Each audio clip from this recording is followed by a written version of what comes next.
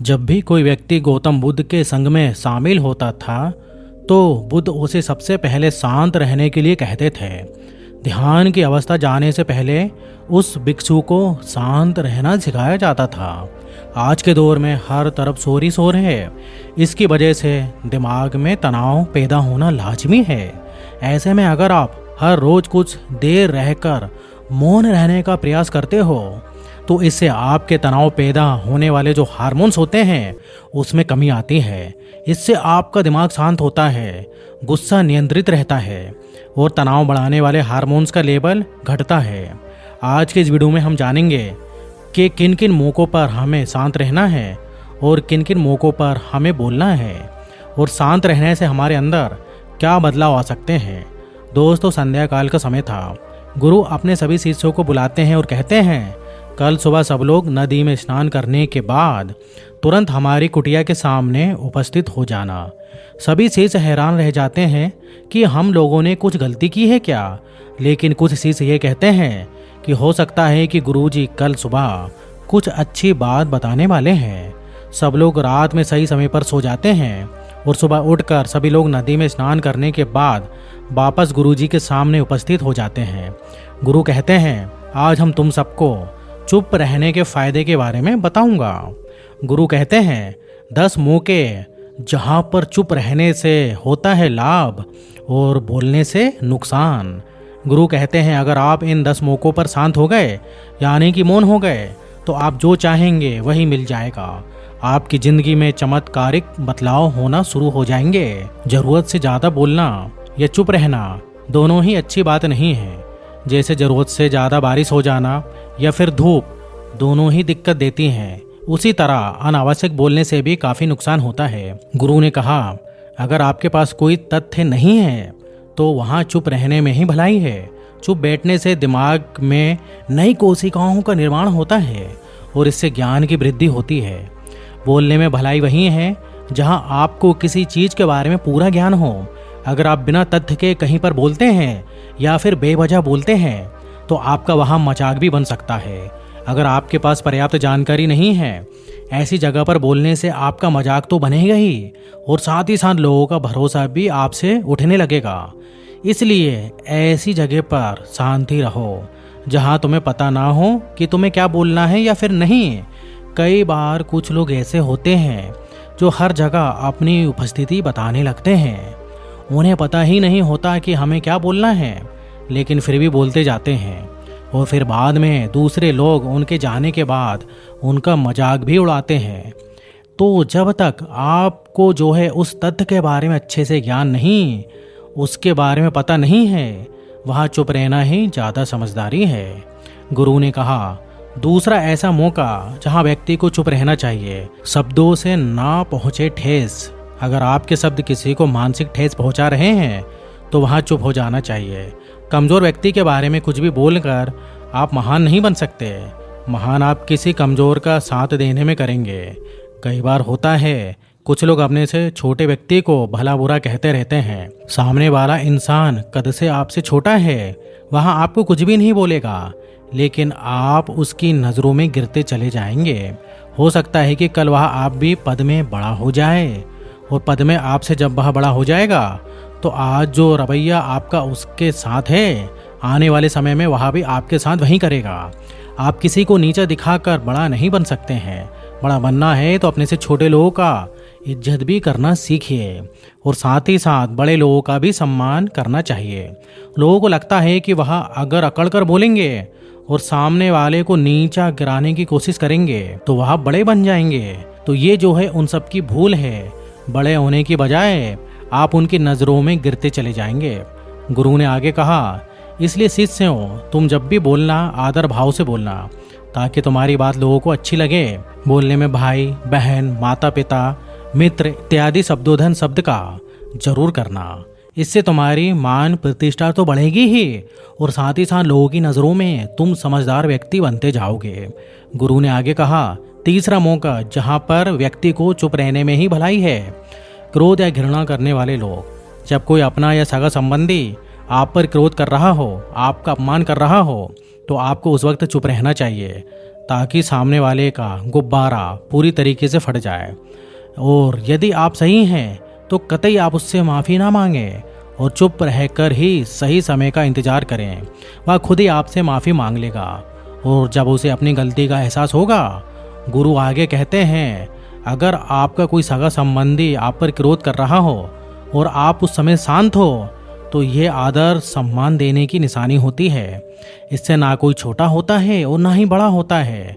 और अगर आपको क्रोध आ रहा है तो आप या तो वहाँ से किसी का भी अनादर किए बिना चले जाएं या फिर चुप रहें, क्योंकि क्रोध करने से आपके रिश्ते खराब होंगे। क्रोध करने से हमेशा ही क्रोध करने वाले व्यक्ति का ही बुरा होता है। गुरु आगे कहते हैं कि एक बार की बात है, एक शाम जंगल से भागते हुए किसी राजा के अस्त्र घर में पहुंच गया। लोगों ने छिड़कानी की तो वह बहुत ही गुस्सा हो गया, जिससे वह अस्त्र घर में जो तलवार पड़ी हुई थी उसी को लपेटकर कसने लगा और धीरे धीरे उसका पूरा शरीर कट गया। ये गुस्सा उसे खा गया। ठीक उसी प्रकार से हमारे गुस्सा भी हमारे शरीर को तलवार की भांति काटता रहता है। गुस्सा ध्यान से खत्म होता है। प्रतिदिन अगर आप ध्यान की मुद्रा में बैठते हैं तो आपका गुस्सा आपके नियंत्रण में रहेगा। गुरु आगे कहते हैं, एक तो यह तरीका है कि आप प्रतिदिन ध्यान का अभ्यास करें। इससे आपके शरीर में जो हार्मोन्स गुस्से को बढ़ावा देते हैं वो सब तुम्हारे नियंत्रण में रहते हैं, जिससे तुम्हारा शरीर गुस्से पे आसानी से काबू पा लेगा। लेकिन एक तरीका ये भी है कि जब भी आपको गुस्सा आए तो आप ये समझने का प्रयास करो कि अगर आपका गुस्सा जायज़ है या नहीं, हमें वहाँ पर बोलना चाहिए या नहीं। जब आप खुद इस बात का आकलन लगा पाएंगे तो आपको खुद पता चल जाएगा कि हमें गुस्सा करना चाहिए या नहीं। फिर भी आपको गुस्सा आ रहा है तो आप वहाँ से हटने का प्रयास करें, वहाँ से दूर चले जाएं। धीरे धीरे समय के साथ आपका दिमाग शांत हो जाएगा। गुरु ने कहा, चौथा ऐसा मौका जहाँ पर इंसान को बहुत ही समझदारी के साथ काम लेना चाहिए, वहाँ पर आपको चुप रहना ही चाहिए, जहाँ पर आपको उस मुद्दे से कोई भी संबंध ना हो। और अगर आपका उस मुद्दे से कोई भी संबंध नहीं है तो वहाँ आपका चुप रहना ही बनता है, बिना किसी वजह। अगर आप दूसरे के मुद्दे पर बोलेंगे तो ये आपके लिए निष्कारी रहेगा। इसमें केवल और केवल आपका ही नुकसान है। जल्दी आप किसी दो लोगों के बीच हो रहे विवाद में जल्दी अपनी टांग ना अड़ाएं। अगर सामने वाला आपको बुला रहा है अपना झगड़ा शांत करवाने के लिए तो ही आप वहाँ पर जाएं। किसी व्यक्तिगत जिंदगी में दखल अंदाजी नहीं देना चाहिए जब तक कि वह व्यक्ति आपको नहीं बुलाता है अपने झगड़े को शांत करवाने के लिए। कुछ लोग फालतू में किसी के विवाद में कूद पड़ते हैं, जिससे उनकी जो है मान सम्मान मर्यादाओं पर लोग उंगली उठाने लगते हैं। गुरु कहते हैं कि 10 मौक़ों में से 5वां ऐसा मौका जहाँ पर व्यक्ति को बहुत ही समझदारी के साथ चुप रहना चाहिए। आपके शब्दों से किसी भी मित्र को हानि ना पहुँचे। अगर आपके शब्द सामने वाले के परिवार या मित्रों की प्रतिष्ठा के बारे में कोई झलक दिखा रहे हैं तो वहाँ आपको चुप रहना ही चाहिए। किसी के परिवार या मित्र के बारे में बुरा बोलने से केवल आप ही बुरे बनेंगे। जो चीज़ आसानी से ख़त्म की जा सकती है उसे अपने शब्दों से बड़ा ना करें। बिना चिल्लाए बात करने का प्रयास करते रहना चाहिए। अगर आप बिना चिल्लाए कोई बात नहीं कर सकते तो वहाँ आपका चुप रहने में ही भलाई है। किसी पर चिल्लाने से आपके व्यवहार के बारे में पता चलता है। ज़्यादा बोलने से चीज़ें हमेशा खराबी होती हैं। कई बार कुछ रिश्ते ज़्यादा तेज़ बोलने की वजह से टूट जाते हैं। इसलिए अपनी आवाज़ में मीठापन लाएं। आपके शब्दों से आपके दोस्त को हानि नहीं पहुंचनी चाहिए। कभी कभी दोस्तों के साथ जब हम मजाक करते हैं तो ध्यान रखिए कि आपके शब्दों से किसी का अनादर ना हो। मजाक को भी हमेशा शब्दों के मायने में ही रखिए। जहाँ किसी को शब्दों से चोट लगे वहाँ चुप हो जाए। ज़्यादा बोलने से हमेशा नुकसान ही होता है। किसी और की प्रतिष्ठा को अपने शब्दों के माध्यम से उसे हानि नहीं पहुँचानी चाहिए। अगर आपके शब्दों से किसी की प्रतिष्ठा को ठेस पहुँच रही है तो वहाँ आपको चुप हो जाना चाहिए। जब कोई व्यक्ति आपके सामने नहीं है तो आप उस व्यक्ति के बारे में बुरे शब्द किसी तीसरे व्यक्ति के सामने ना बोलें। गुरु कहते हैं कि छठा मौका जहाँ पर व्यक्ति को चुप रहना चाहिए, जब कोई कर रहा हो किसी की बुराई। जब कोई आदमी आपके सामने किसी तीसरे आदमी की बुराई कर रहा है तब तुम्हें चुप रहकर बस सुनना चाहिए। अपनी राय व्यक्त नहीं करना चाहिए, क्योंकि जो आपके सामने किसी तीसरे की बुराई कर रहा है वह कल किसी और के सामने आपकी बुराई भी कर सकता है। यदि आपने कुछ कहा है तो नीति शास्त्र के अनुसार जो अपने मुंह को बंद रखता है और बुद्धि से काम करता है वही इंसान समझदार होता है। बिना ज़रूरत के बोलना, किसी के बारे में किसी के बीच में बोलना, ये गलत बात है। कभी कभी हमारे लिए बुद्धिमानी इसी में होती है कि हमें अपना मुंह ऐसी जगह पर नहीं खोलना चाहिए। गुरु आगे कहते हैं 10 मौक़ों में से 7वां ऐसा मौका जहाँ पर व्यक्ति को चुप रहना चाहिए। जब कोई नहीं समझे आपकी भावना, यदि आपको लग रहा है कि कोई व्यक्ति आपकी भावना, दुख या परेशानी को शब्दों में नहीं समझ रहा है, यदि आपको लग रहा है कि सामने वाला व्यक्ति आपकी भावना या दुख को या आपकी जो परेशानी है उसको वह समझ नहीं पा रहा है या समझने का प्रयास ही नहीं कर रहा है या वह आपको ध्यान से सुनी नहीं पा रहा है, तो ऐसे व्यक्ति के सामने आप चुप ही रहें, क्योंकि ऐसे लोगों को आपकी भावना या दुख से कोई भी मतलब नहीं होता है। ऐसे लोगों को आप अपना राज बताकर आप पछताएंगे ही बाद में। इसलिए हर किसी को अपने मन की बात नहीं बतानी चाहिए। अगर आपको लग रहा है कि सामने वाला आपकी बात को नहीं समझ पा रहा है, आपकी भावनाओं को नहीं समझ पा रहा है, तो वहाँ पर आपको नहीं बोलना चाहिए, क्योंकि बाद में आपका मजाक ही बन जाएगा। जब आपको लगने लगे कि सामने वाला आपकी भावनाओं को ठीक तरीके से समझ रहा है, आप जो कह रहे हैं वह ठीक से सुन रहा है, तभी आप उसे अपनी बात कहें। गुरु कहते हैं कि 8वां मौका जहाँ पर आपको चुप रहना चाहिए। जब कोई इंसान अपना दुख व्यक्त करे, यदि कोई इंसान अपने दुख या परेशानियों को आपको बता रहा है, तो इसका मतलब ये है कि वह आपको अपना समझ रहा है। ऐसे में तुरंत ही उसे समाधान बताने की बजाय चुप रहकर उसके दुख या समस्याओं को सुने। उसके दुख और समस्याओं को किसी और को ना बताएं। वह इसलिए नहीं बता रहा है कि आप उसकी समस्याओं का समाधान कर लेंगे, बल्कि वह इसलिए भी बता रहा है कि सामने वाला उसकी बात को समझ रहा है।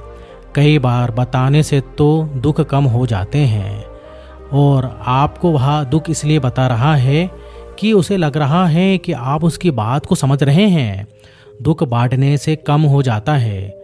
इसलिए जब कोई व्यक्ति अपना दुख आपसे व्यक्त करे, तो आप चुप रहकर उसकी बात को बहुत ही ध्यान से सुने, ताकि उसके दुख कम हो जाएं, उसका मन का बोझ कम हो जाए, क्योंकि उसके मन में जो भी बातें थी वह आपको सब बता दी है।